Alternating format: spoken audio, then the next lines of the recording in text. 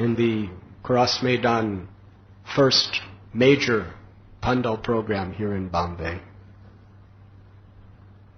He was also one of the devotees with Shyam Sundar Prabhu and Giriraj Maharaj, who were the leaders in setting up this major program.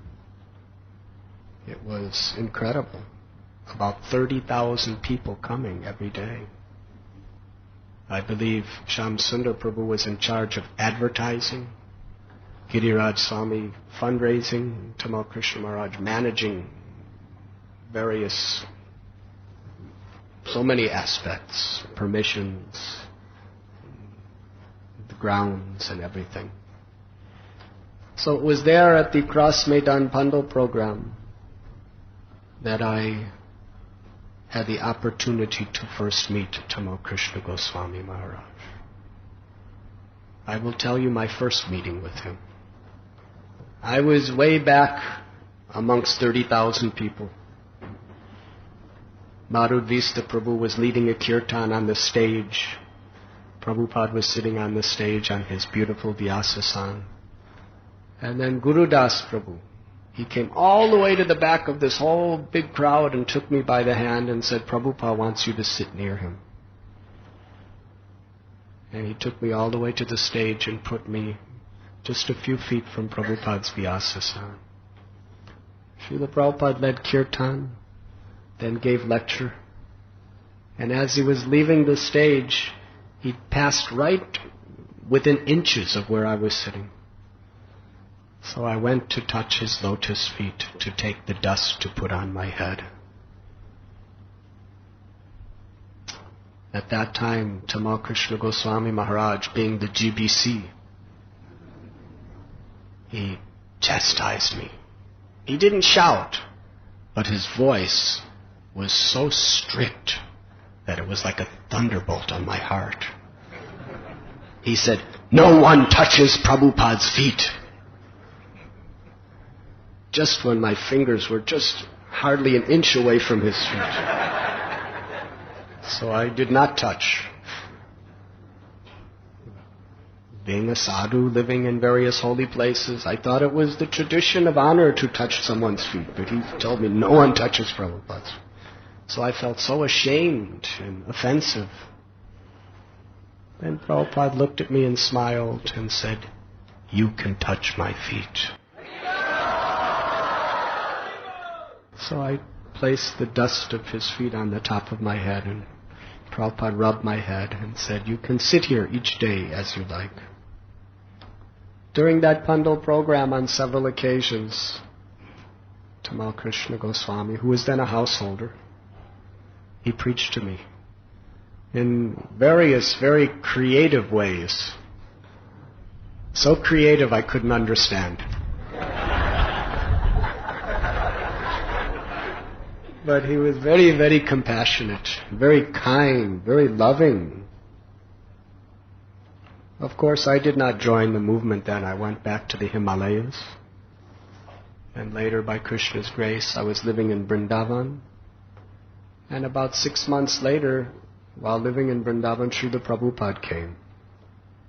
So I stayed with the devotees during Prabhupada's visit. And Prabhupada, every morning, he would give Srimad Bhagavatam class. And then after breakfast prasad, he would take devotees in the morning to various holy places and lead us in Parikrama. We went to Barasana, Nandgaon, the 7 temples of the Goswamis, Radha Damodar temple. We went to Mathura and Gokul Mahavan, various places. And Prabhupada would tell us wonderful stories and the significance of the places. He'd have us do kirtans. Then we would have lunch prasad. In the afternoon, Srila Prabhupada would sit in his room and just give darshan for several hours to guests, his godbrothers, Goswamis, brajvasis, and friends that he had.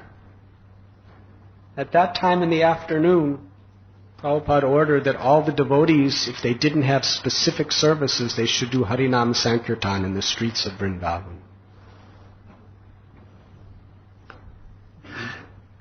But at that time I accepted Prabhupada as my Guru Maharaj. But I still had long matted hair and was dressed like a Himalayan sadhu. So I sat in Prabhupada's room for his darshan. And I was the only devotee there. Prabhupada was meeting so many friends and guests. And one day Tamal Krishna Goswami saw me there. He was GBC. At that time I was the only one in the room with Srila Prabhupada. I wasn't saying anything. I was just watching and listening. Tamal Krishna Goswami Maharaj said, "No devotees are allowed to stay in the darshan with Prabhupada. Everyone has to go out on Sankirtan." And I took one of my matted strands of hair and showed it to him and said, "I am not a devotee. I am a guest." Tamal Krishna Goswami Maharaj looked at Prabhupada, and Prabhupada looked at him and smiled and said, "Let him stay." Years later, I reminded Tamal Krishna Goswami Maharaj about these incidents. And he laughed. He remembered them. He laughed. He said, "Srila Prabhupada was always doing that to me." He said he would give me an instruction to follow. He would tell me how I had to train devotees, how I had to discipline devotees, what I had to do. And then when I would do it, so many times, he took the side of someone else. He said, "But that was my service." He said, "I did not mind being embarrassed. I didn't mind being contradicted. I did not mind being defeated.